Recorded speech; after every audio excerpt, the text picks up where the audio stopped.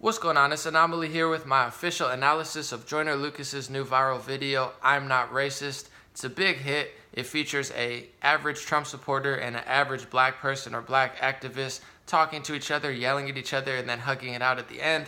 This is going to be one of the realest and most honest analyses of the actual video, and I know a lot of people are just going to say, oh, it's great, it's perfect, this is beautiful, and it is well shot, it's well edited, it's well executed, it's got good rhyme schemes, he's clearly a good lyricist. The message is just so totally wrong in portraying, I believe, black people and in portraying Trump supporters that it's actually counterproductive. It's like a circle jerk of the same ignorance that the mainstream media, that celebrities, that liberals, that Huffington Post, and Newsweek, and New York Times, and Washington Post, and most of the rap community, I'm a rapper as well, but most of the rap community just can't seem to understand.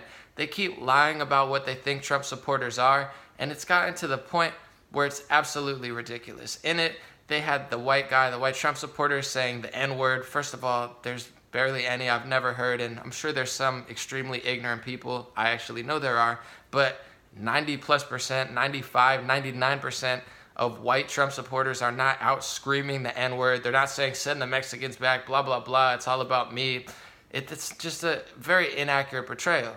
As far as the self-accountability and like, hey, take care of your family and stuff, I would say that's pretty accurate. That's on point for portraying a Trump supporter, your average Trump supporter. But the rest of it was completely ridiculous. And go on to the black activist side. I'm not a hater. I'm not like, oh, Colin Kaepernick used to stand for the white man. And I understand there absolutely are, ignorant Trump supporters that are like, stand. Like, it's not the right strategy. I think it's very ignorant as well. I say, if you want to kneel.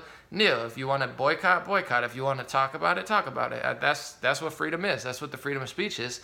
But the way, and what really bothered me was, this always happens when he talked about Obama. He was like, oh yeah, Trump supporter, you hated Obama because of his skin color. And you have to remember, if you are really a black activist, which a lot of these activists seem to be forgetting, slavery, literal slavery, exists today in Libya because of Barack Obama and Hillary Clinton's failed foreign policy. They had a regime change policy where they would go in and kill the leader of a country and just leave an absolute power vacuum for terror organizations to gather. And there's a lot of reports that Barack Obama as president and Hillary Clinton as Secretary of State and John McCain, it was the Democrats and the Republicans, were actually funding and funneling a lot of weapons and money to terrorist organizations. So they're taking over the Middle East. Slavery exists today because of Barack Obama and thanks to Hillary Clinton. And no activist seems to care. No rapper wants to talk about it. They're just like, oh my, there's no way people could like Barack Obama. He overpassed a 2012 Propaganda Act to make it legal in the United States again to have propaganda. So you have a lot of propaganda misinformation. Most of the rap community is brainwashed. There's a few rappers who really get it, and even some of the most intelligent rappers are falling victim to the Democratic Party and the Republican Party, the establishment Democrat, the true master, the true person who reigns over humanity. It seems like rappers like this, no offense, I think it was a great concept, a great idea, and a good message overall. You're falling victim to be a pawn of the same master that you think you're fighting because you don't understand Trump supporters. And I didn't even vote for President Trump, but it's portrayals like this that are so arrogant that they're going to get him elected for 8 years because there's 65+ million people, and that includes black people, white people, Latinos, Asians. I go to film events and just ask people from a non-biased standpoint, be like, hey, what do you think? What do you think? What do you think? And every time I go to an event with Trump supporters, a lot of the Trump supporters are Asian. They're black women. They're black men. There was one, out on the street near me, and there were more black and Latino people than there were white people there. There's a lot of people that like President Trump. He got 65 million plus votes since the election.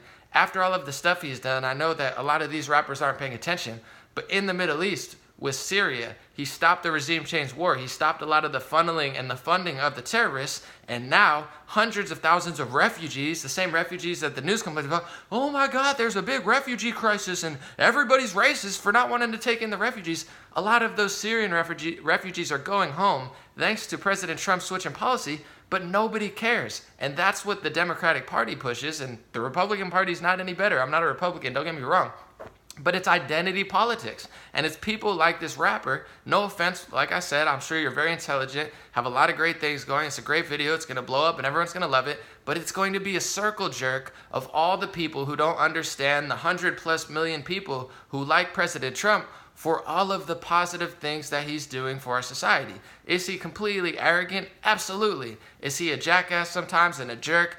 Absolutely. He totally is. He's completely arrogant. He's very cocky, but the world is a pretty screwed up place, and slavery exists in Libya thanks to Hillary Clinton and Barack Obama. And I've never heard a rapper, maybe Ab-Soul and B.O.B. might be the only two rappers that actually called Barack Obama out. But that's how they get you. That's literally what identity politics and brainwashing is.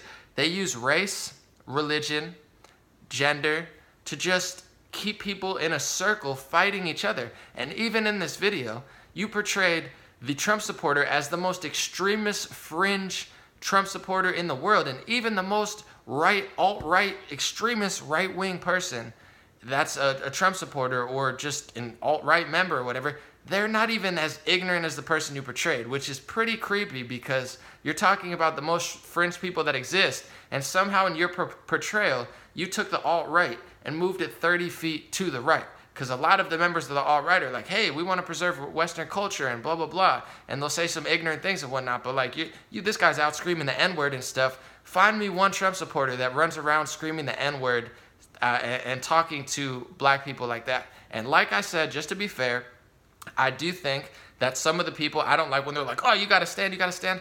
I don't think they should stand. I think they should kneel if that's how they feel, and we should have a conversation about it because I like the fact that they're kneeling because in my essence, in my opinion, that breaks the matrix as well. The matrix of, oh, you can't say anything if you're a sports player and you have to kneel. And oh my God, Colin Kaepernick, what do you think? Oh, Marshawn Lynch, what do you think? Kobe Bryant, what do you think? They got a microphone in your face 50 times a day. And if you don't say a word to them, then they fine you. I think they're in ridiculous sort of contracts. And I'm glad that players are freeing their mind, bodies, and souls when it comes to the NFL. So I'm not on the side of a lot of Trump supporters in that situation. I feel where this guy's coming from.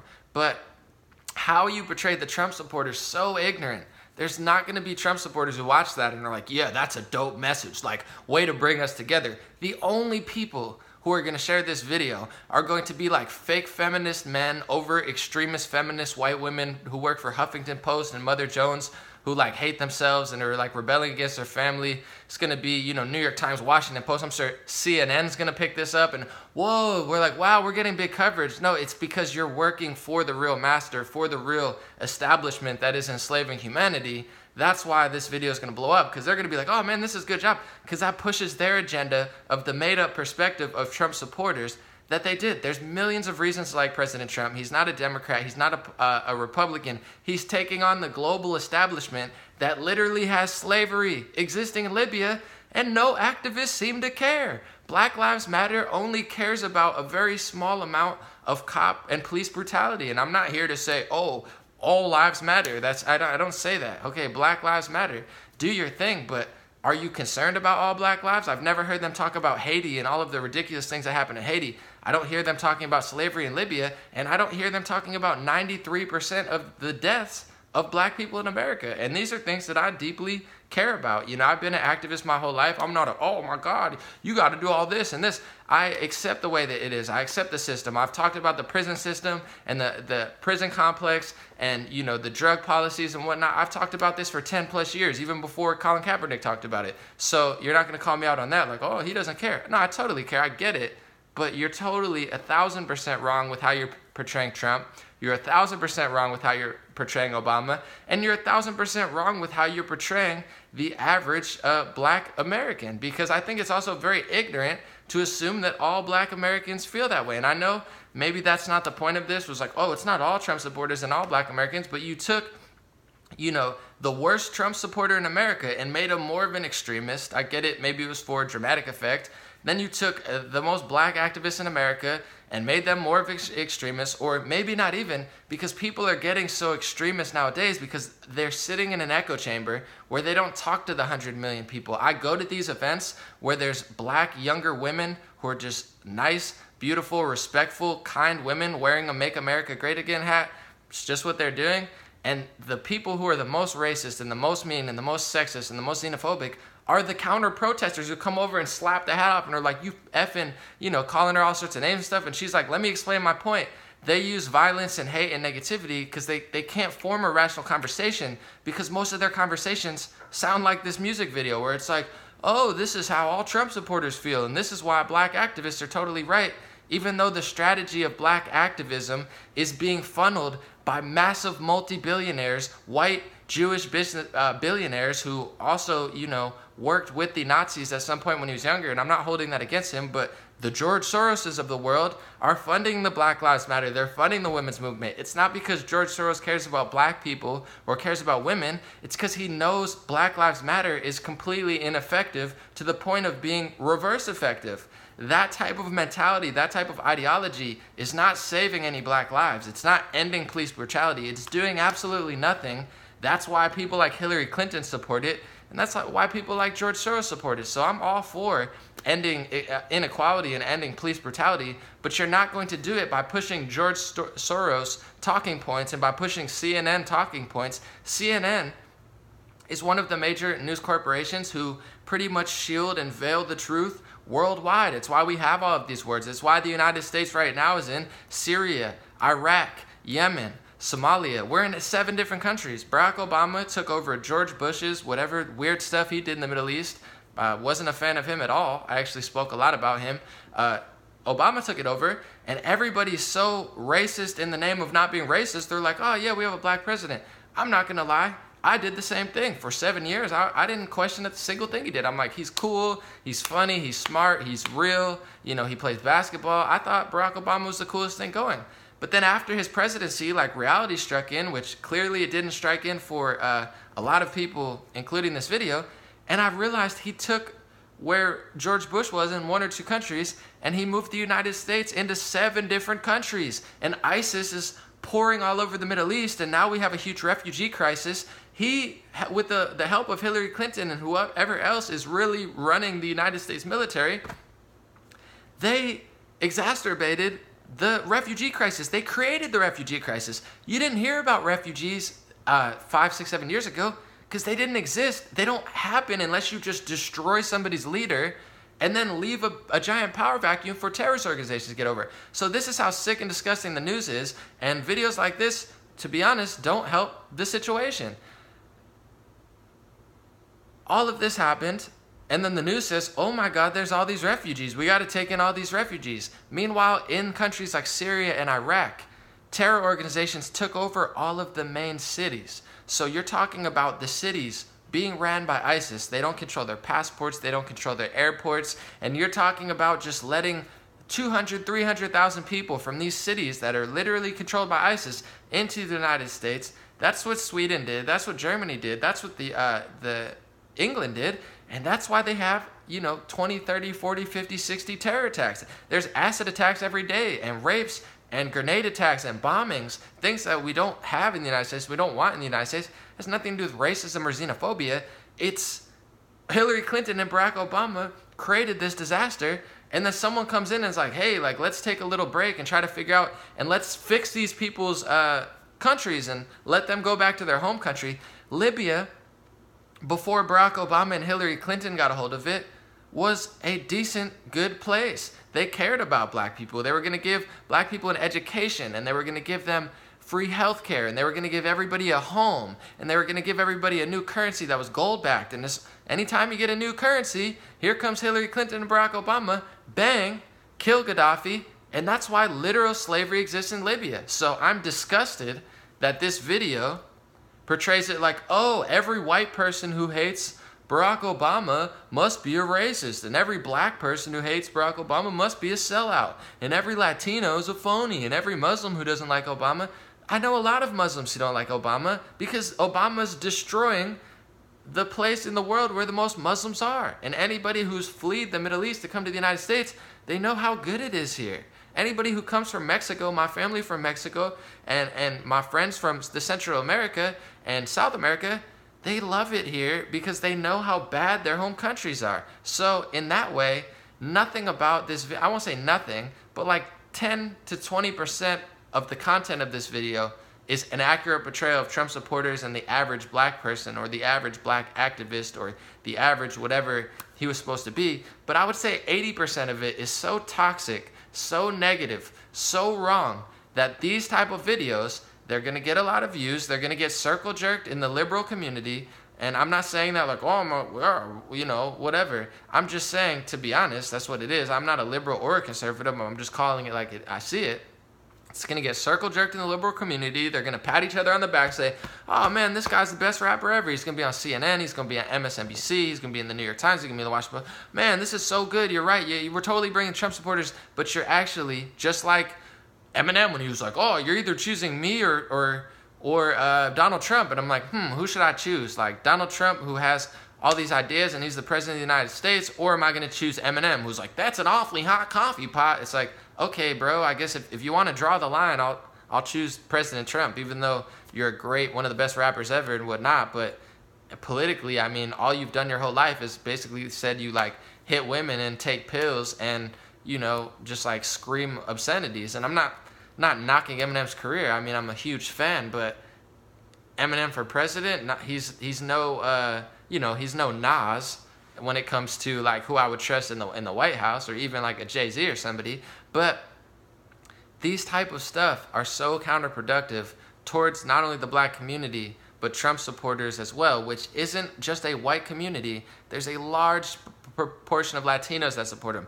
There's a large portion of Muslims that support him. There's a large portion of women and people of other ethnicities. I talk to them all the time. They just don't say anything because they're not trying to get attacked by like the ridiculousness of the media and the ridiculousness of the celebrities and everybody who thinks, oh my God, you have to be racist if you like him. I'm sorry, but newsflash. 1, I didn't even vote for the guy. 2, I was terrified when he won, but watching what's really happening and watching how rappers, celebrities, and the news portrays it, it's like night and day. And to be honest, spoiler alert, he's not that bad. He's actually underrated. He's definitely ridiculous. He's a king troll. He's borderline offensive and, unnecessary on Twitter, like beefing with LeVar Ball. I mean, but at the end of the day, it's not that bad. The world is a crazy, crazy place. What's going on in Saudi Arabia right now, no rappers probably have any idea. What's happening in Libya and what's happening in Syria right now, most rappers and celebrities probably have no idea. They just stand on this pedestal, on this soapbox that they themselves have created and say, every Trump supporter's racist and every black activist sounds like this and we're totally right and we're justified. And everyone's like, well done, but watch the news sources that post it. It's establishment news sources. It's billionaires, white men like George Soros, billionaires and news conglomerates that have been keeping not only African Americans but Latinos and white people down for generations. And this type of stuff is just dividing us. That's what identity politics does. Race, religion, gender, it divides us. The 1%, the 001%, the people who really control, they're going to love this video.